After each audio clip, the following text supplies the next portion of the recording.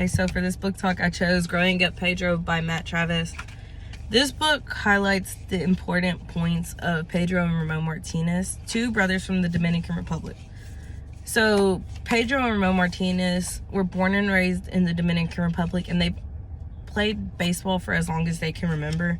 And Matt Travis highlights this by starting the story in a sequential order and giving you the dates of when important things are happening, such as in 1981, he starts with talking about how Pedro and Ramon would go out back of their home in the Dominican Republic, and they would throw rocks at the ripe mangoes on the tree.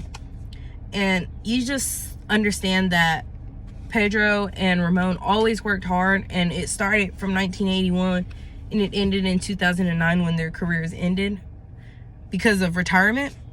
And the book goes on to talk about Ramon going to play for the Dodgers at the age of 15, and Pedro just wanting to follow in those footsteps and what it took Pedro to do in order to get into those footsteps. And Matt Travis does a really good job using illustrations and his work and the vocabulary in the book to highlight those. So you can tell when Matt Travis is switching the mood between everything.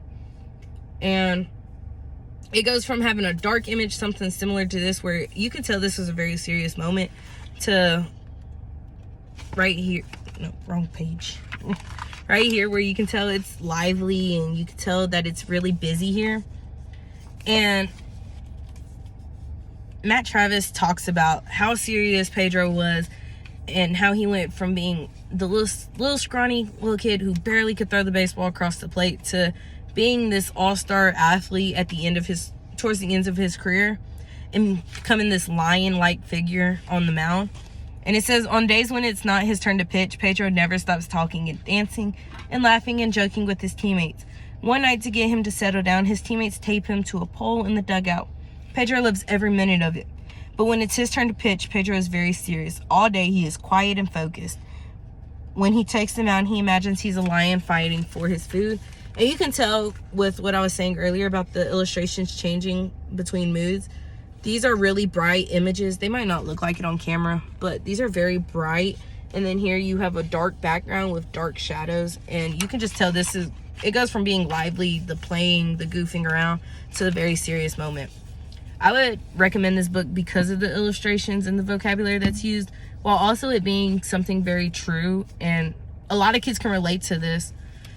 Even the kids that aren't athletes, they might have someone they look up to that they want to follow in those footsteps, and they're gonna, if they read this, they'll understand that what you do on the outside is what's gonna reflect, what you do on the inside is gonna reflect what happens on the outside. So if you have that determination and hard work, you're gonna show that on the outside, and you're gonna follow in those footsteps that you want to. Thank you.